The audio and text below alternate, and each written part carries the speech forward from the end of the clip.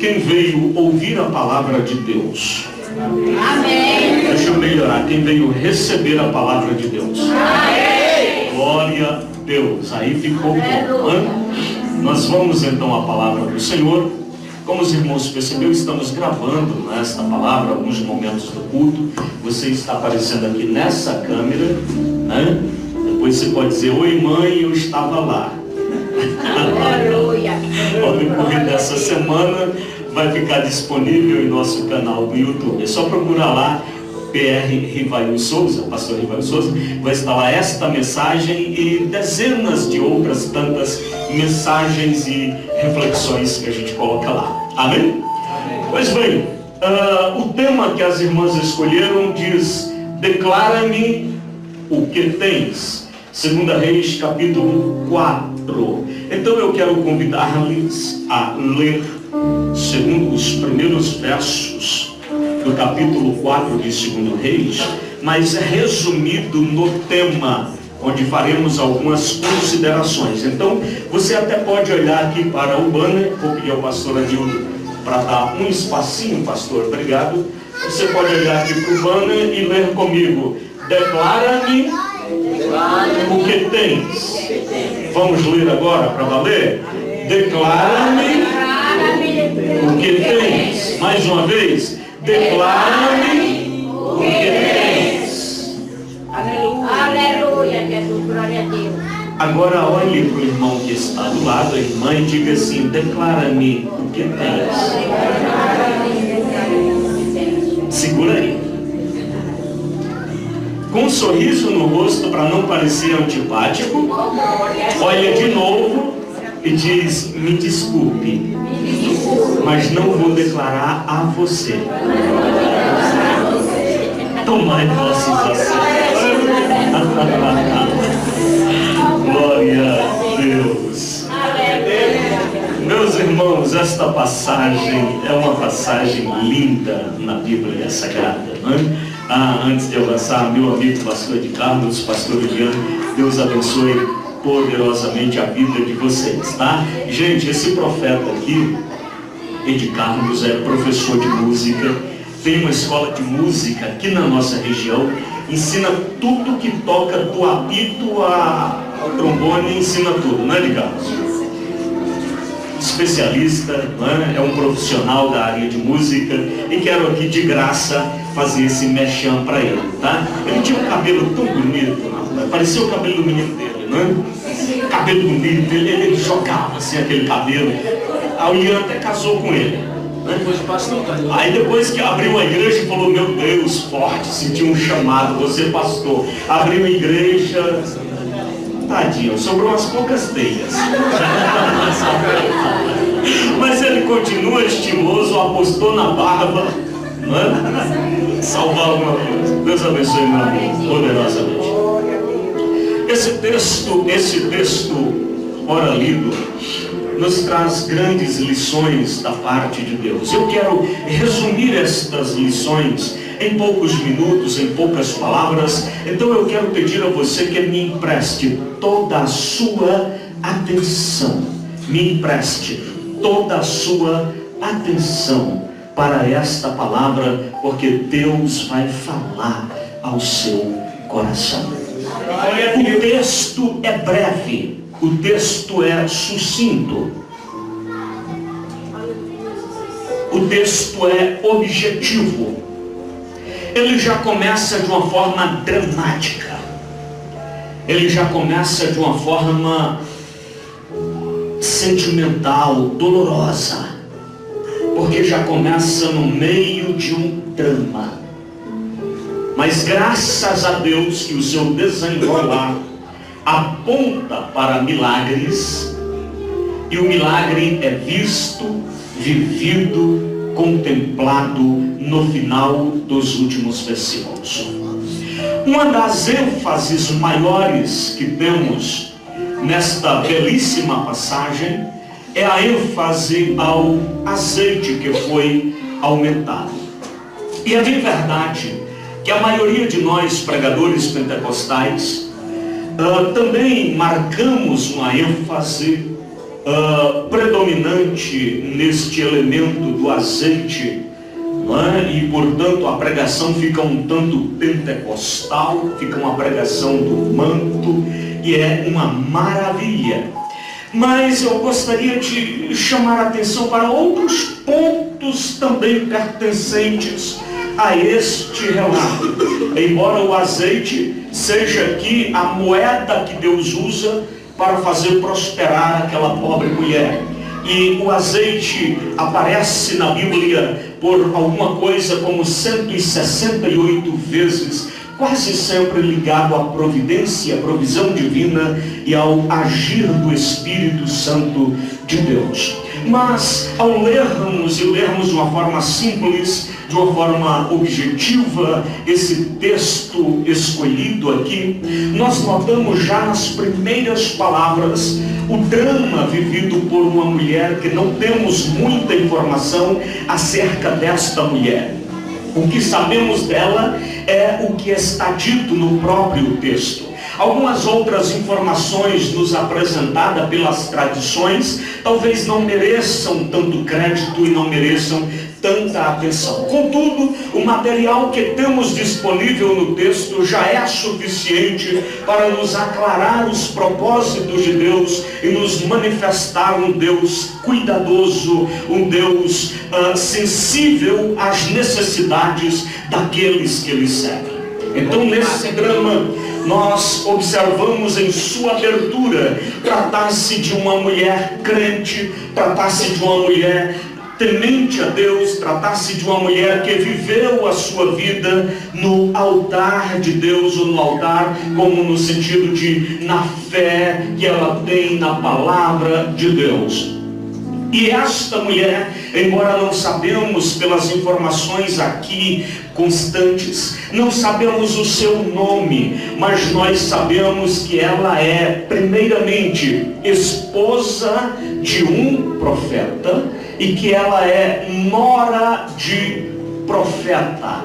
Ela é esposa de um dos filhos dos profetas. Então, ela é nora de profeta e também esposa de profeta.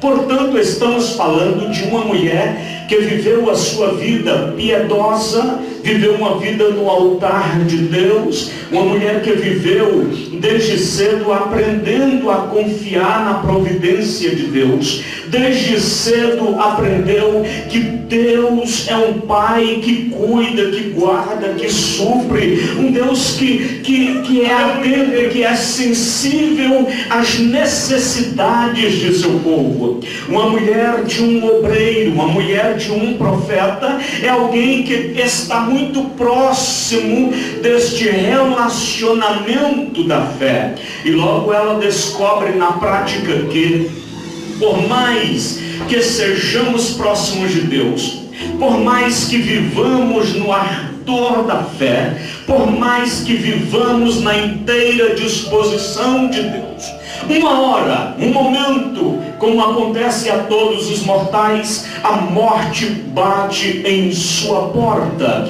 Esta é uma realidade última, esta é uma realidade como fim último da vida biológica. E esta realidade cruel, essa realidade inegociável que é a morte, chegou então na casa desta mulher e levou o seu marido, levou o seu âncora social, conjugal e da fé. A morte não tem religião, a morte não tem parâmetros sociais, a morte chega como realidade última da vida biológica. Então esta morte, num dia não agendado, num dia que não estava programado, de forma fatídica, ela chegou naquela casa, chegou na casa daquela mulher e sem pedir licença, até porque nenhum de nós temos em nossa agenda o dia que nós vamos morrer. Na nossa agenda tem muitas programações,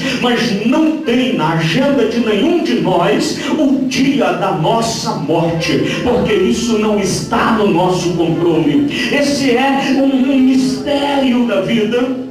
que não é negociável, que não cabe ao homem interferir. Então essa morte, num dia fatídico, num dia escuro, bateu na porta desta mulher e levou o seu âncora, levou o seu marido, levou o provedor daquela família. E isto foi perturbador, não só para a fé, mas para a realidade desta mulher em questão. Perturbador por N motivos. Primeiro, por questões afetivas, por questões emocionais, mexeu no casamento, tirou a outra parte. E segundo, por uma questão também social. Ali o marido era o provedor, a mulher não trabalhava fora, a mulher trabalhava muito, mas trabalhava como uma adjuntora de seu lar. Então o provedor parece ser esse profeta, o provedor parece ser esse marido. E na falta dele, o governo daqueles dias, o modelo de cuidados sociais daquele dia, não contemplava planos de previdência, não contemplava seguros de vida, não tinha um plano de assistencialismo. Então esta mulher está em situação difícil, sem marido e sem nenhuma assistência. Logo abre-se um novo capítulo na sua vida, que toma impulso a partir desta perda inicial. Não demora e esta mulher se vê comprometida com sérios problemas sociais. Logo aparece aqui uma dívida que não fica claro no texto se essa é uma dívida do marido ou se esta é uma dívida que ela vem acumular a partir da perda deste marido como busca pela sua sobrevivência. Esse texto breve, ele não nos diz a origem desta dívida, mas ele nos revela que esta família está vivendo em uma situação precária, está vivendo uma situação difícil e está vivendo uma situação que nos faz lembrar de forma oposta as palavras ditas por Tiago, que o amor ao dinheiro é a raiz de todos os males. Mas nesse mesmo contexto nós também podemos observar e comprovar que a falta do dinheiro é também a raiz de todos os males. Alguém até diz popularmente: o dinheiro não traz felicidade. Irmãos, mas a essa altura da vida, eu nunca conheci um doido que tivesse com um sorriso grande e alguém perguntasse: por que você está feliz? E ele dissesse: é porque eu não tenho nenhum dinheiro. Olha o meu bolso vazio, não tenho nenhum dinheiro, por isso eu estou feliz. Se você encontrar alguém assim, interna. Mas procura internação no SUS, porque ele não terá dinheiro para pagar o psiquiatra. O amor ao dinheiro é a raiz de todo mal, mas a falta dele parece que é de todos e um bocado mais.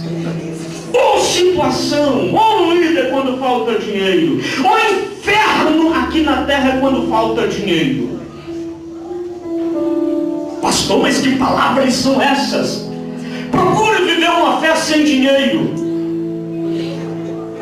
Procura viver uma fé sem dinheiro. Procura viver uma fé sem recursos. Meu Deus, estou destilando fé, mas e aí? Não consegue pagar o aluguel, não consegue pagar a prestação, não consegue, e aí vem todo mundo, e aí a coisa fica difícil. Mas vamos viver da fé. A fé precisa ser uma fé proativa, precisa ser uma fé que provoca, precisa ser uma fé que realiza, precisa ser uma fé que traga à existência o que nós precisamos para a vida temporal, para a vida material. Esse texto nos revela que mesmo no contexto de fé, o milagre financeiro precisa ser liberado, porque se não houver, o inferno parece se instaurar. Isso acontece na vida desta mulher. Não sei se você já teve dívidas. Dívida hoje é uma coisa tão comum na vida de quase todo mundo. O pobre tem pequena dívida, da classe média tem dívida média, O que tem muito dinheiro tem dívidas grandes. Conforme o estilo de vida, é o tamanho da dívida. E aí não parece haver nenhum problema. O problema está quando não é mais possível honrar esses compromissos. Essa mulher, então, se o marido morreu em um tempo de dívida, não parece ofuscar a honra deste homem. Ou se essas dívidas foram adquiridas no período de viuvez, também não parece ofuscar a honra e a dignidade desta mulher. Mas o fato é que passa-se algum tempo não revelado, mas ao que parece não é muito. Essa mulher está com um problema sério de dívidas. E então a lei permite que o credor, aquele que é dono da dívida, possa tomar os bens e, se não tiver bem, tomar os filhos, ou tomar a própria pessoa para ser escravo. Essa mulher então tem 2 filhos e uma dívida. O credor bate em sua porta e diz: seus filhos me servirão como escravo até que a dívida seja paga. Isso parece ser muito para ela. Isso soa de forma muito negativa na alma dela. Uma mulher já fragilizada por tudo que havia passado. Uma mulher que já havia perdido o marido e agora não tinha mais onde buscar recursos. E por fim está prestes a perder os seus filhos. Há momentos na vida, há momentos que nós, na nossa linguagem evangeliquez, chamamos de prova. O mundo chama apenas de crise. Mas nós, na nossa linguagem evangeliquez, chamamos esses tempos de prova. Chamamos esses tempos de luta, de deserto, de o que mais? Me ajuda aí. Vale. Chamamos de todos esses nomes, mas que resumem a crise. E às vezes parece que na crise não tem como piorar. E esta mulher vive um cenário em que piora. E quando piora, ela não aceita mais. Quando piora, ela percebe que não dá para viver outras perdas. Perder o marido não estava no poder dela, porque a morte não negocia com ninguém. Perder o marido não estava na conjectura dela, mas perder os filhos era algo que ela poderia interferir. A morte do marido era inegociável. A escravidão dos filhos era algo que dava para ela lutar. Então ela decide que os filhos dela não serão escravos. Ela decide lutar. Ela decide lutar. Ela não decide se considerar uma vítima do sistema. Ela poderia entrar numa depressão profunda e dizer: vão levar meus filhos. Mas ela resolve não se vitimizar. Em vez de vitimizar, ela canaliza as forças, os sentimentos, as emoções para lutar, dizendo: meu filho escravo não, meus filhos escravo não. Então lá vem a preocupação, lá vem a angústia. Ela vai dormir, o sono não chega. Tem a voz do credor dizendo: teus filhos serão escravos. E ela levanta no meio da noite, acende a lamparina e diz: meus filhos não serão escravos, não vão levar meus filhos.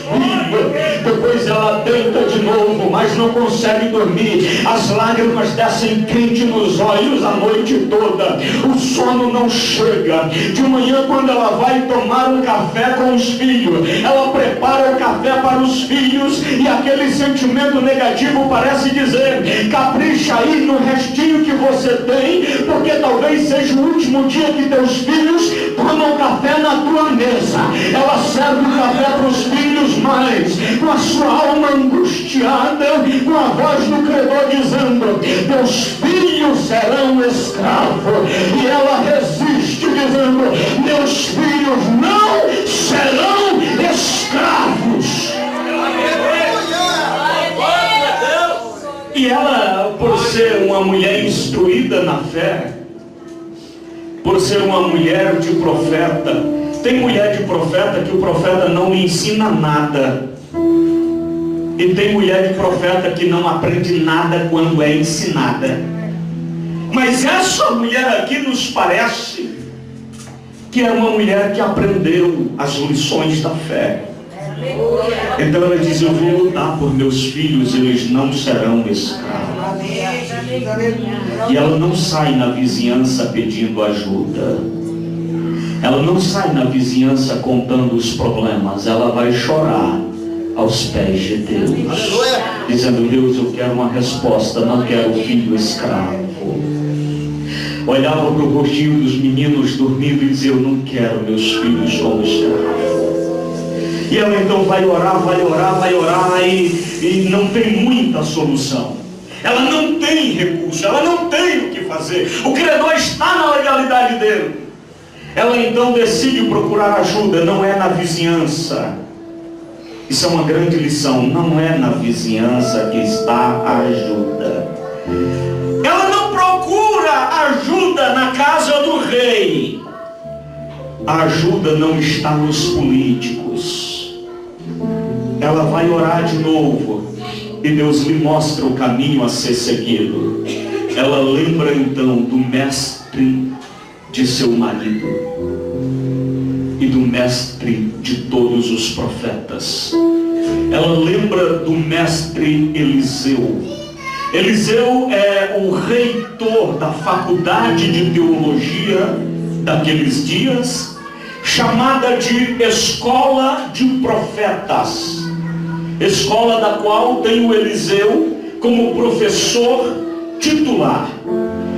Ela então resolve ir na casa ou ao encontro do Eliseu, encontro do homem de Deus.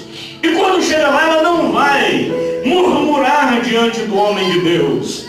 Ela não vai dizer: olha, se o meu marido tivesse sido um fazendeiro, mesmo ele morrendo agora eu estaria bem. Se o meu marido tivesse sido um empresário, mesmo na morte dele eu estaria bem. Não, ela não procura esse argumento. Ela se aproxima e diz: homem de Deus, tu sabes quem eu sou, porque tu conheces que o meu marido era teu servo, era servo de Deus, era temente a Deus, servia a Deus. Ela não aproveitou a dívida, não aproveitou a dificuldade para praguejar e acusar o marido, mas isso não, ele era homem de Deus e você sabe disso.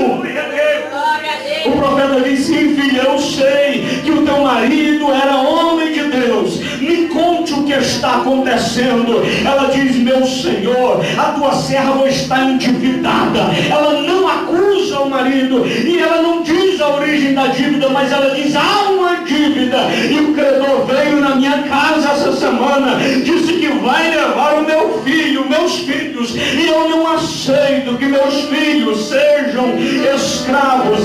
Escute, a orientação de Deus aqui nessa noite é ir até o que tem, é ir até o que pode, é ir até o que faz e contar o seu problema. Em nossos dias há muitos filhos escravos, há muitas filhas escravas. Quantas vezes o credor que tem trocado de nome, hoje o credor Satanás tem se levantado em tantas famílias dizendo: eu vou escravizar o teu filho, eu vou escravizar a tua filha. E então leva o filho na escravidão das drogas, na escravidão do álcool, escravidão da prostituição, escravidão deste mundo. Aí o pai já não dorme mais à noite, preocupado com o filho que está lá na escravidão de Satanás, escravo do mundo e do sistema. E a gente fica: meu Deus, o que está acontecendo com essa geração? Mas essa mulher me diz aqui nessa noite que o lugar de resolver o problema da família ainda é no altar de Deus. Essa mulher me diz aqui nessa noite que o lugar de resolver problema de casamento ainda é no altar de Deus. Essa mulher me ensina aqui nessa noite que o lugar de buscar milagre ainda é no altar de Deus. Quem entende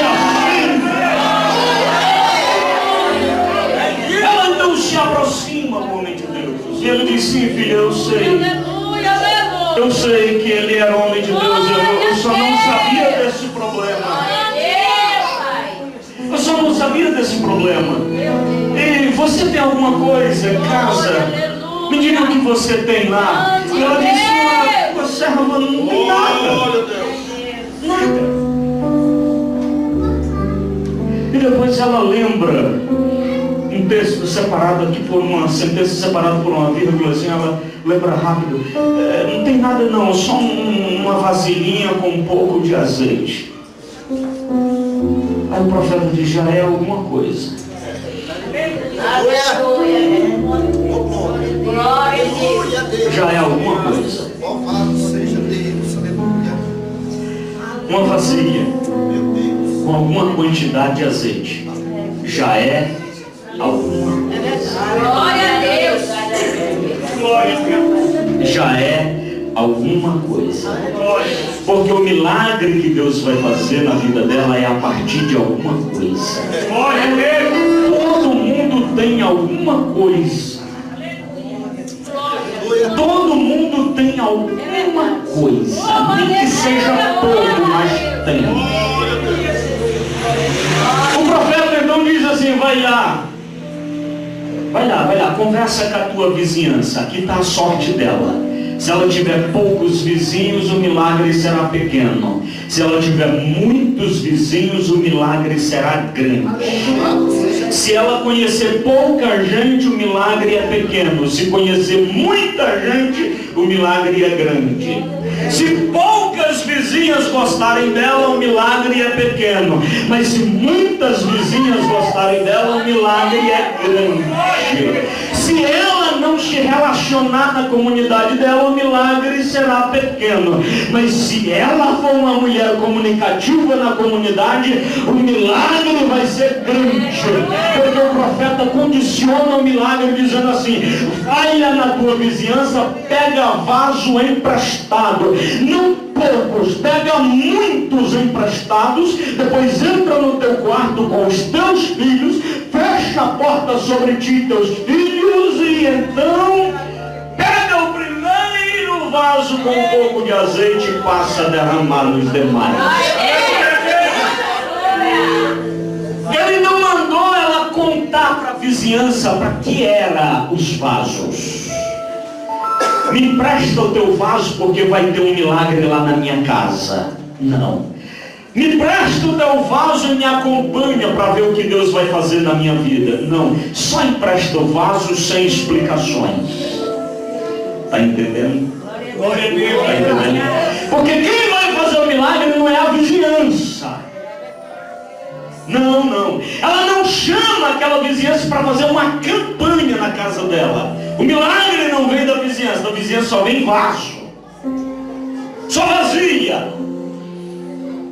Quem vai mudar a história dela não é ela mesma. Da parte dela, Deus pediu, primeiro, inconformidade com a situação. Enquanto estivesse confortável para ela, ela não iria até a fonte, até o homem de Deus. Depois o que Deus pede é: busque, junte recurso. Então ela não chama a vizinhança, ela pede vaso. Porque o que vai operar na vida dela não é a oração que ela vai fazer a seguir. Não é o jejum que ela vai fazer a seguir. Não é a campanha que ela vai fazer a seguir. O que vai mudar é uma palavra que está sobre a vida dela. Aleluia. Quando ela foi até o profeta, ela estava debaixo de uma sentença. Ela foi até o profeta debaixo de uma sentença: teus filhos serão escravos. Ela foi até o profeta amargurada. Ela foi até o profeta machucada. Ela foi até o profeta angustiada. Ela foi até o profeta ameaçada. Ela foi até o profeta quase paralisada pelo medo. Ela foi até o profeta coberta por uma nuvem de trevas, de medos e de ameaça. Mas quando chegou até o profeta, ele disse: vai de volta para tua casa, porque há uma palavra de milagre. Então ela volta, mas volta leve, volta acreditando, volta volta confiando, o coração começa a bater mais forte, a nuvem escura começa a sair de cima dela, os passos dela já não são mais arrastados, mas ela vem marchando, como quem tem pressa de viver o novo de Deus, como quem tem pressa de viver o milagre de Deus, como quem tem pressa de ver a maravilha do Senhor. Então ela chega já dizendo: menino, corre, eu vou por esse beco aqui, vai pelo outro, vamos juntar vazia, vai ter milagre hoje aqui em casa, a ameaça vai cair por terra. Há uma palavra profética, levante a sua mão em nome de Jesus. Há uma palavra profética, há uma liberação de Deus sobre a sua vida. Haverá transformação.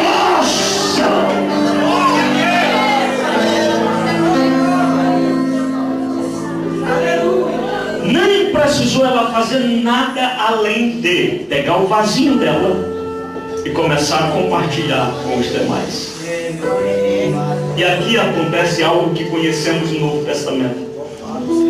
Lembra, Jesus pega poucos pães, poucos peixes e dá aos discípulos e diz: serve ao povo.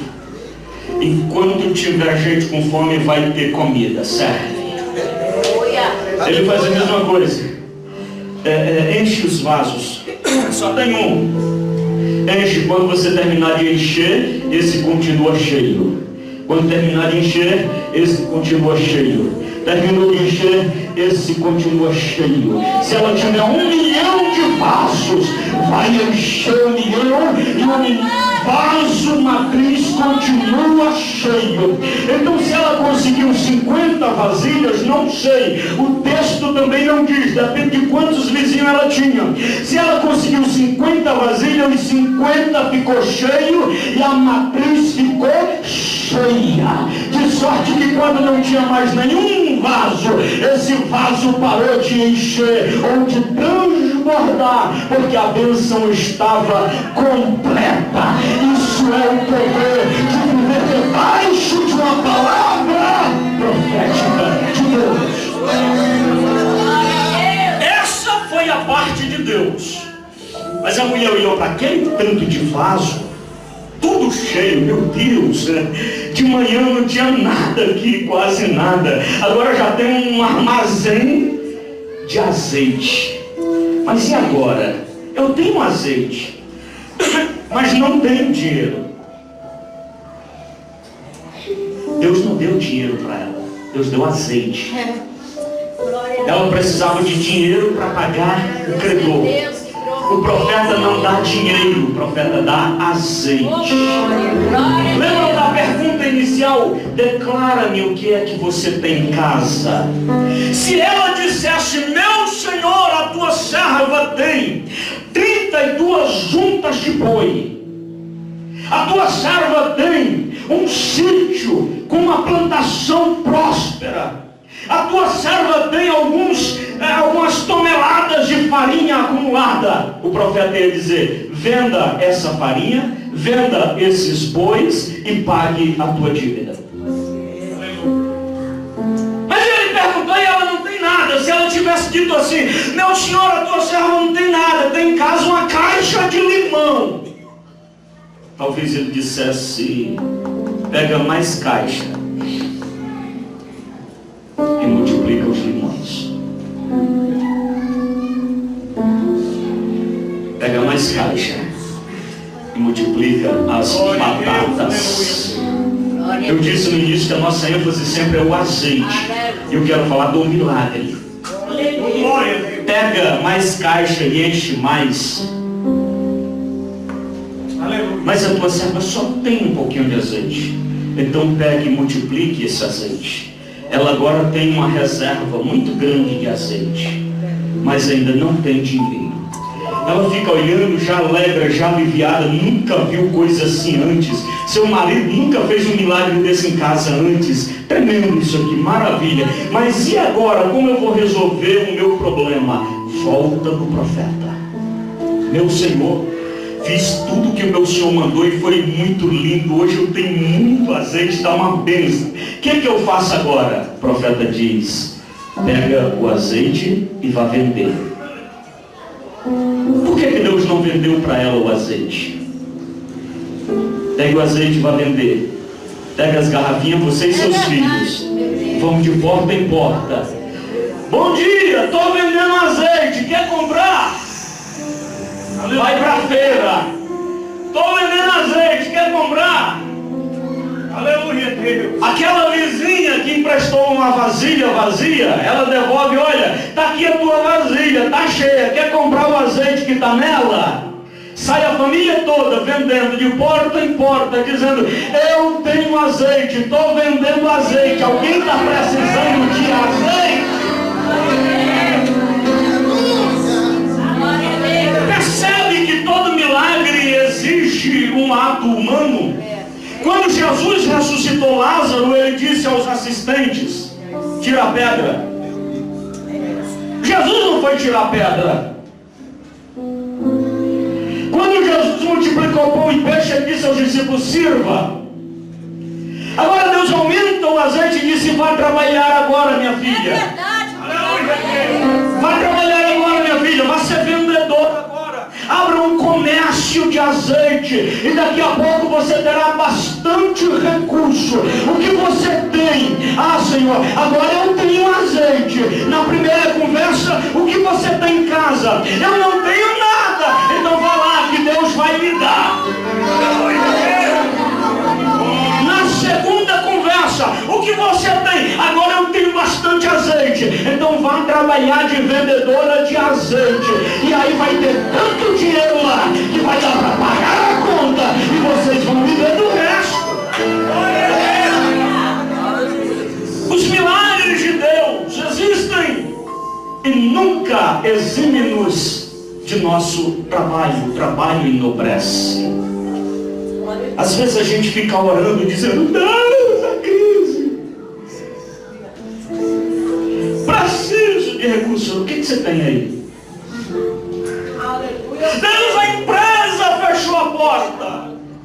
Quando você está na empresa, você está vendendo o teu tempo, a tua habilidade. Você está vendendo a tua habilidade. Ninguém dá nada a ninguém. Nossa, hoje eu dei um dia duro de serviço. Você não deu, você vendeu. O que você tem? Aleluia.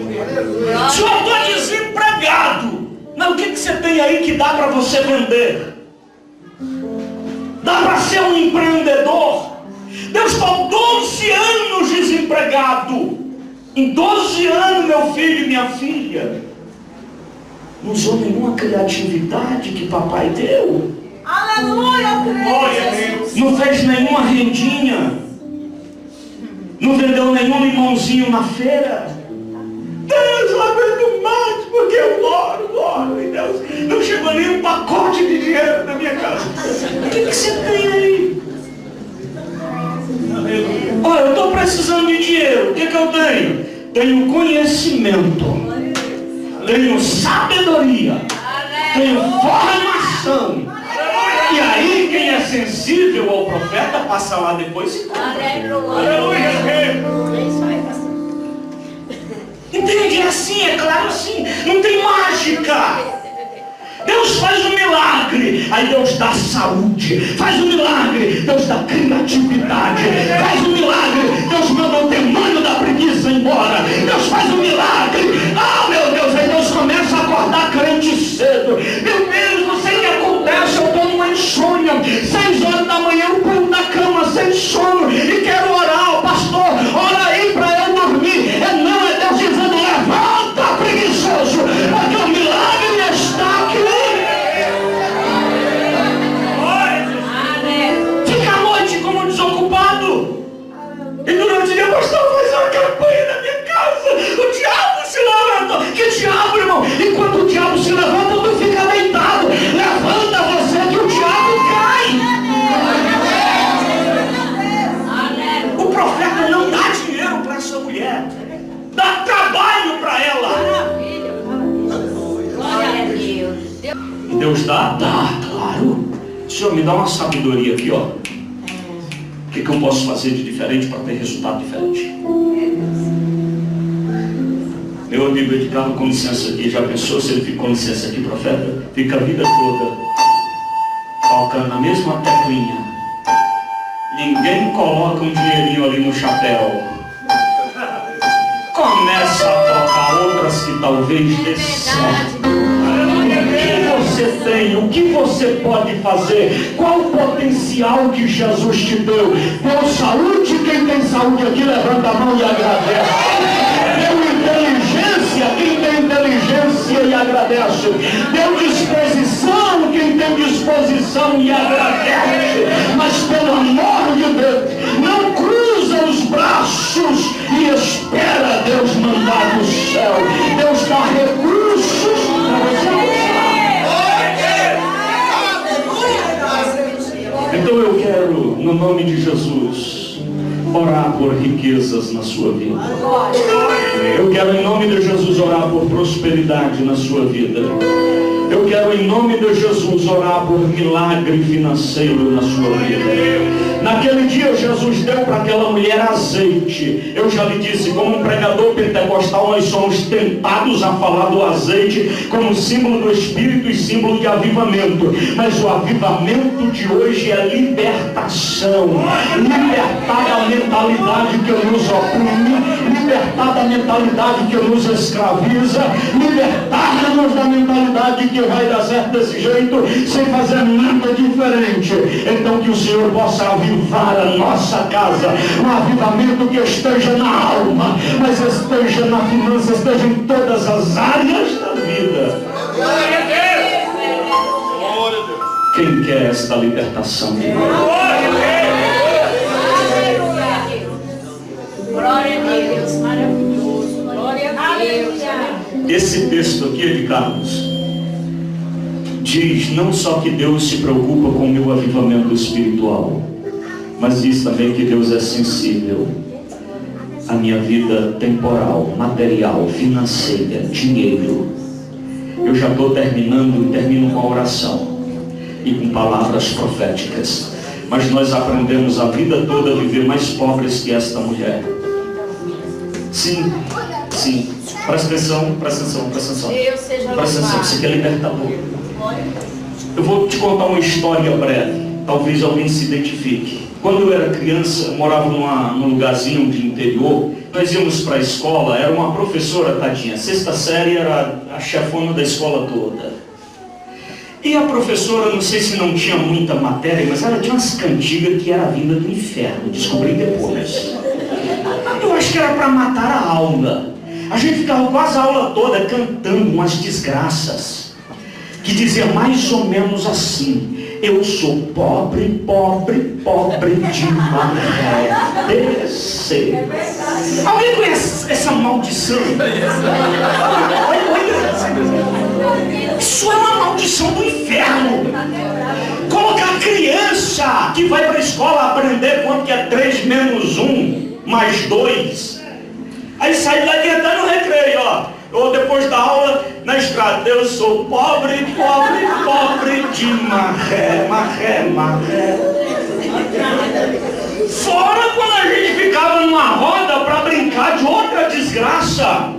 Arrumaram um maldito de um escravo de Jó, que jogava caxangá. É uma coisa do inferno. E a gente ficava a vida toda cantando pobre do maré. Aí quando chegava na igreja, estava lá o coitado do pastor, que passou pela mesma desgraceira. Tadinho, pastor, só abri a Bíblia. Meus irmãos, cuidado com a riqueza. A gente já não tinha nada. Está escrito, é mais fácil o camelo entrar no fundo de uma agulha do que um rico entrar no reino de Deus. A gente fazia igual o Chaves com medo. Deus me livre de riqueza, de dinheiro, porque é mais fácil o rico, ou seja, o camelo, passar no fundinho de uma agulha do que um rico que tem dinheiro entrar no reino de Deus. Oh, maldição do cão. Jesus falou esse texto num outro contexto. Aí a gente ia para a escola, a professora falou que é pobre de maré. Na igreja o pastor falou: quem quer ir para o céu tem que ser na pobreza.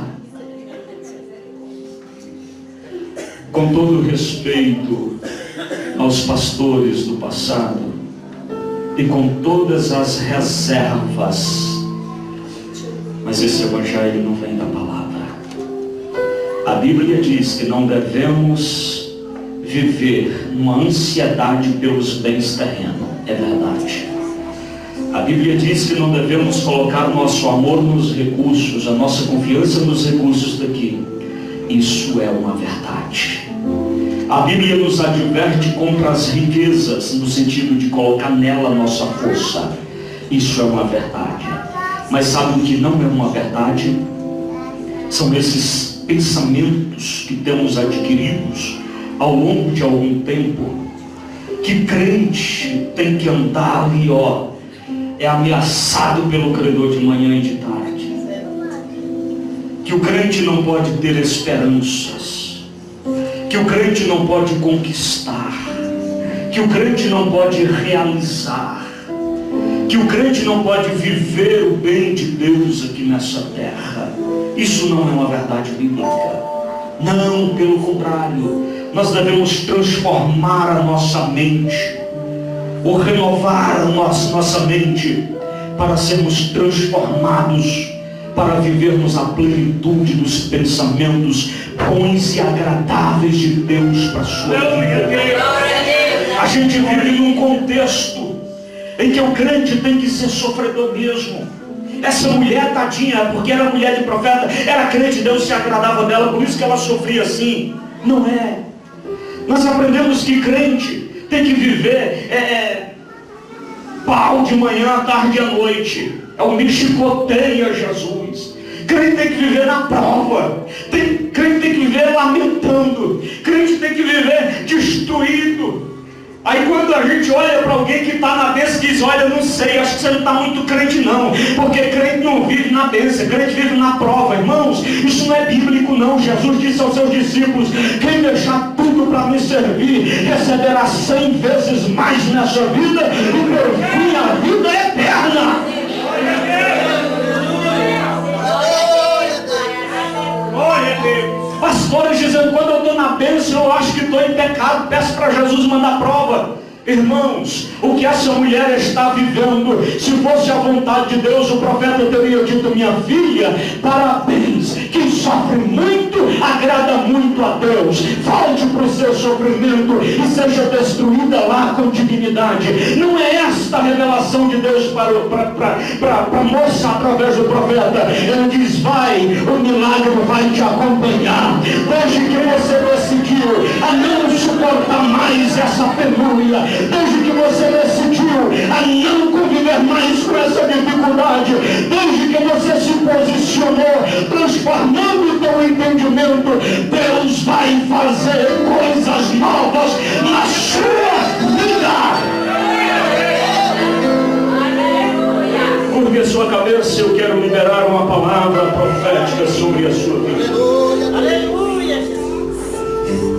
Glória a Deus.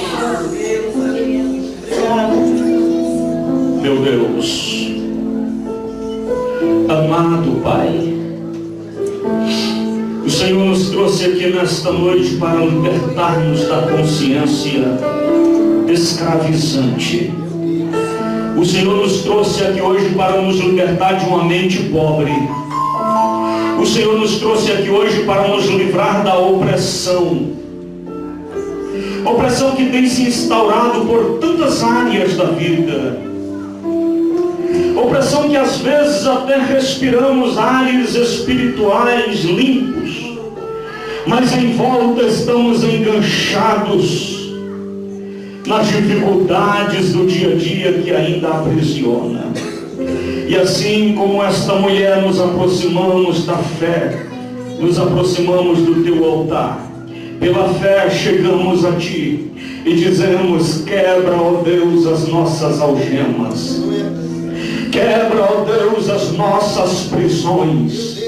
Deus, aqueles que estão empregados e que precisam de um milagre financeiro, aumenta, Deus, o salário, traz promoção, dá crescimento, desperta-os para um preparo profissional maior. Aqueles e aquelas, Senhor, que estão vivendo em dificuldade extrema, Deus, essa pessoa tem potencial, essa pessoa tem condição, dê a ela um pensamento